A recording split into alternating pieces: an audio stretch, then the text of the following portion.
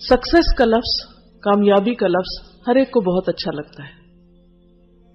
हर शख्स चाहता है कि वो दुनिया में कामयाब तरीन इंसान की हैसियत से जिंदगी बसर करे। जब वो मरे तो लोग उसको अच्छे नाम से याद करें, दुनिया में रहते हुए उसको इत्मीनान क़ल्ब नसीब हो, सुकून नसीब हो, और जब अल्लाह के हुजूर हाजिर हो तो अल्लाह ताला भी उससे खुश और राजी हो। ये चीज कैसे हासिल हो?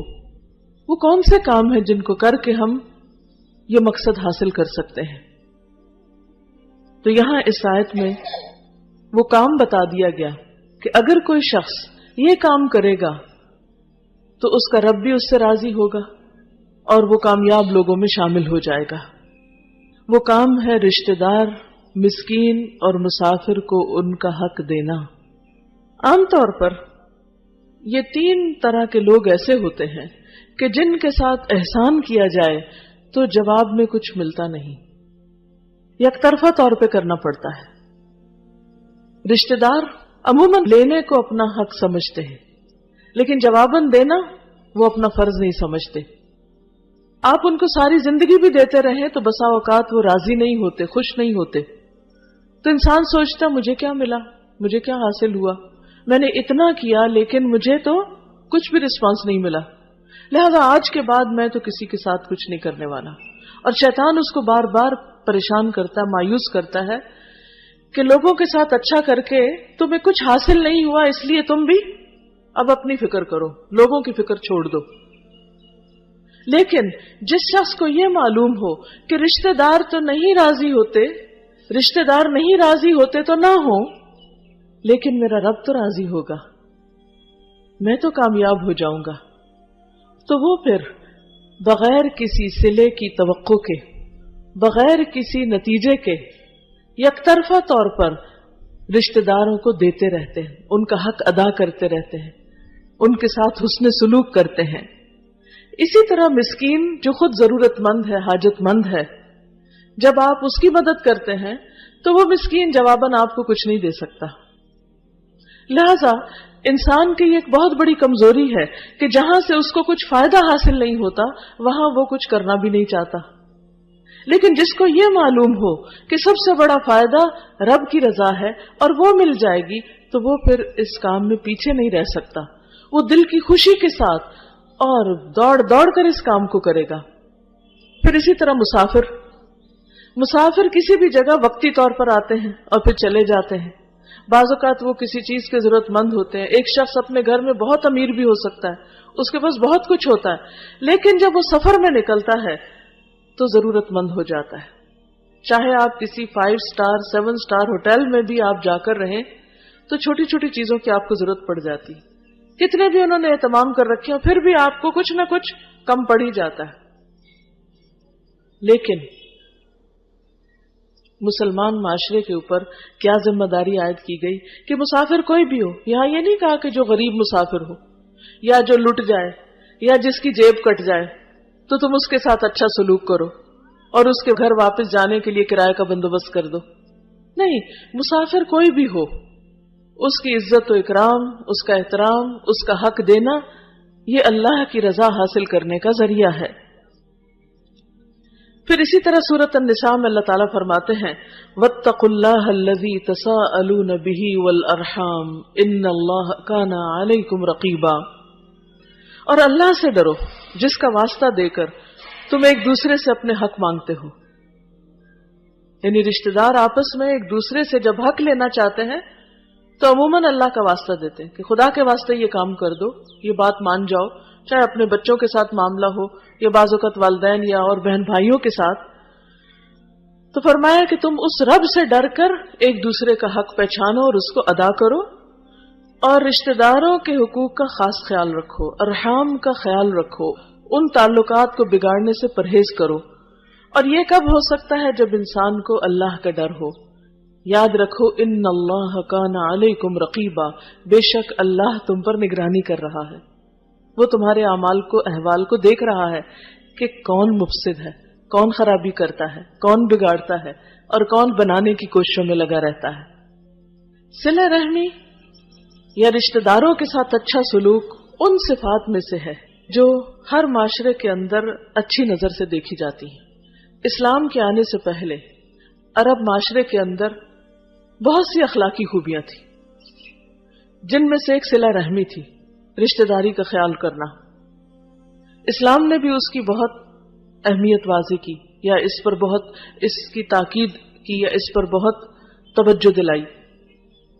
नबी सल्लल्लाहु अलैहि वसल्लम पर गारे हिरा में जब फरिश्ता उतरा और उसने आपको बहुत जबरदस्त तरीके से 3 बार भेंचा, यूं कि जैसे आपका जिस्म चूर चूर हो जाए, इतना शदीद तरीके से भेंचा और कहा कि इक़रा पढ़ो, तो आपने फरमाया मैं नहीं पढ़ सकता।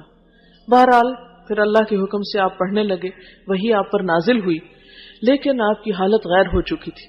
इसी तरह कांपते हुए खौफ की हालत में आप घर वापस लौटे तो हजरत खदीजा रज़ियल्लाहु ताला अन्हा ने आपका इस्तकबाल किया। आपने उनके सामने अपनी दिल की कैफियत रखी और कहा ज़म्मिलूनी, मुझे कुछ उड़ा दो, और कहा कि मुझे अपनी जान का डर है, ये सब मेरे साथ क्या हो गया। उस मौके पर हजरत खदीजा ने कहा, कल्ला वल्लाहि ला युख्ज़ीक अल्लाहु अबदा, हरगिज नहीं, अल्लाह की कसम, अल्लाह आपको कभी रुसवा नहीं करेगा, आपको कोई नुकसान नहीं दे सकता, आप परेशान नहीं हो। क्यों? इसलिए कि इन्नका लतसिलुर रहम, क्योंकि आप रिश्तों को जोड़ते हैं, रिश्तेदारों का ख्याल रखते हैं, सिला रहमी करते हैं, आपको कोई नुकसान नहीं हो सकता। आपका इतना जबरदस्त अखलाक है। वो तहमिलुल कल, और आप नातवा का बोझ अपने ऊपर लेते हैं, जो कमजोर लोग हैं उनका बोझ उठाते हैं, यानी बेसहारा लोगों का बोझ उठाते हैं, जिनका कोई सहारा नहीं होता, जिनके कोई काम करने वाला नहीं होता, आप उनके काम करके देते हैं। वो तकसिबुल मादूम, और तंग दस्त लोगों की मदद करते हैं, यानी जिनके पास कुछ कमाने को नहीं होता, आप उन्हें कमा के देते हैं, अपनी कमाई में से उन पर खर्च करते हैं। व तक़रिद दैफ, और आप मेहमान नवाजी करते हैं, मेहमान की मेजबानी करते हैं। व तुईनु अला नवाइबिल हक, और हक के मामले में पेश आने वाली मुश्किलात में आप मसाइब में मदद करते हैं, यानी हक के सिलसिले में जो मुश्किलात पेश आती हैं उसमें आप लोगों का साथ देते हैं। दुनिया में जितना भी सोशल वेलफेयर का काम हो रहा है, सोशल वर्कर जो हैं, सोशल वेलफेयर के काम करने वाले लोग, अगर वो अपनी सारी कोशिशों को जमा कर लें तो वो पूरी कोशिशें इन 5 चीजों के अंदर समा जाती। और ये आपका अखलाक नबुव्वत से पहले का है, ये एक बुनियादी इंसानी अखलाक है कि जिस पर हमारी शरीयत ने तो जोर दिया ही, लेकिन इंसान की अक्ल, उसका जमीर, उसका दिल उसको इन चीजों पर उभारता है। उसके अंदर की जो फितरत है, उसके अंदर जो खैर है, वो उसको बताती है कि ये करने के काम है। और वो क्या है कि आप रिश्तेदारियों को जोड़ते, इससे नंबर 1। और दुनिया में जितने भी इंसान हैं उनके साथ हम जो जो भी उसने सलूक करें, लेकिन उनमें से नंबर 1 बहरहाल रिश्तेदार ही हैं।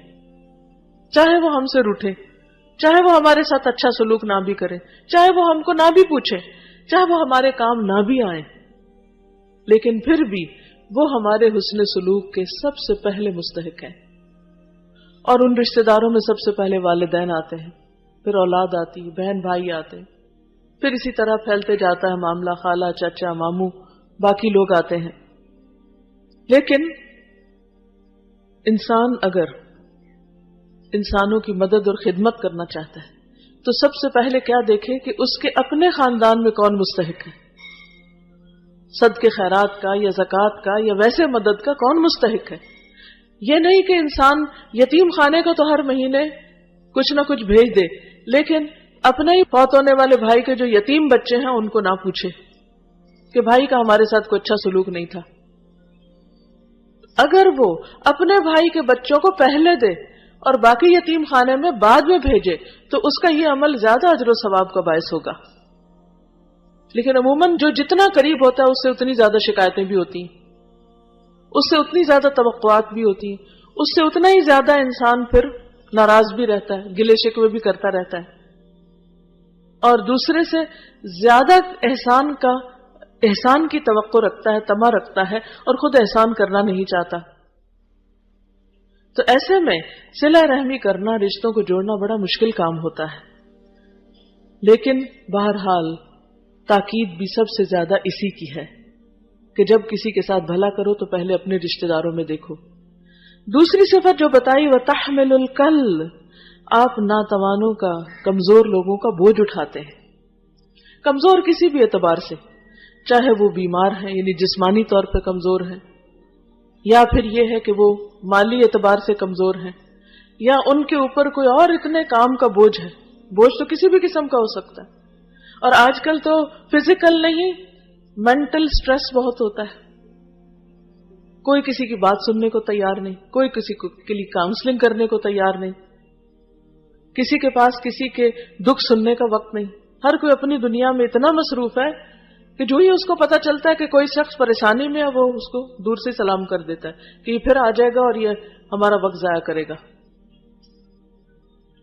تو اس لیے نبی صلی اللہ علیہ وسلم نے جو کام کیا وہ کیا تھا؟ وہ تحمل الکل، کہ آپ خود جا کے جو بے سہارا بے آسرا ہوتے تھے، کوئی نابینا ہے، کوئی بڑھیا ہے، کوئی معذور ہے، سارے جتنے بھی ناتواں کمزور افراد آتے ہیں جو بوجھ تلے دبے ہوتے ہیں، ان سب کے بوجھ اٹھانے کے لیے آپ ہر دم تیار رہتے تھے.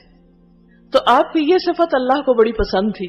تو کہا اللہ آپ کو رسوا نہیں کرے گا، کیونکہ آپ تو سب کے کام آتے ہیں، اور خصوصاً کمزوروں کے.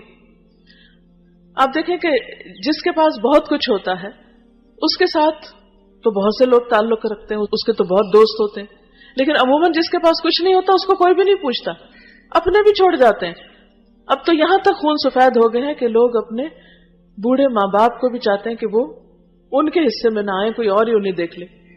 اور ہمارے ملکوں میں بھی اولڈ ہوم کا رواج ہوتا جا رہا ہے کہ ہم جو پیسہ کما رہے ہیں اس میں سے کچھ دے دیں گے، لیکن ذمہ داری ہم نہیں اٹھا سکتے. تو ماں باپ کو صرف پیسہ تو نہیں چاہیے ہوتا، انہیں ہماری شفقت اور محبت اور توجہ بھی چاہیے ہوتی ہے. تیسری صفت جو بتائی وہ تکسب المعدوم، اور آپ تنگ دست لوگوں کی مدد کرتے ہیں، یعنی جن کے پاس کچھ نہیں، جن کے پاس کھانے کو نہیں، پہننے کو نہیں، ضروریات زندگی پورا کرنے کو کچھ نہیں، آپ خود کما کے ان کی ضرورت پوری کرتے ہیں، یعنی اپنی آمدنی میں سے ان پر خرچ کرتے ہیں. عموماً ہمارے ہاں کیا ٹرینڈ ہوتا ہے کہ جو تنخواہ آئے اس میں جو بجٹ بنتا ہے وہ سارا اپنے ہی گھر کی ضروریات کا بنتا ہے. کتنے لوگ ہیں جو اس میں سے حصے مخصوص کیے ہوئے ہوں کہ یہ رشتہ داروں پہ خرچ کرنا ہے، یہ غریبوں کو دینا ہے، یہ کمزوروں بے سہارا لوگوں کو دینا ہے. عام طور پر اس کا خیال نہیں رکھا جاتا، لیکن نبی صلی اللہ علیہ وسلم اپنی کمائی میں سے ان پہ خرچ کرتے.